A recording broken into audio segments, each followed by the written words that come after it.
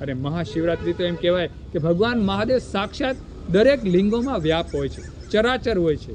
ગમે તે લિંગ હોય, ઘરે નાનામાં નાનું લિંગ હોય અથવા કોઈ પણ મોટા શિવાલય છે અને તમે પૂજા કરી શકો, લિંગનું પૂજન કરી શકો, ત્યાં તમારે જતું રહેવું અને ભગવાન મહાદેવને ધૂપ દીપ નૈવેદ્ય, એક ગાયનો ઘીનો દીવો, જે પણ આપણને મંત્ર આવડતા તે મંત્ર બોલી જવા.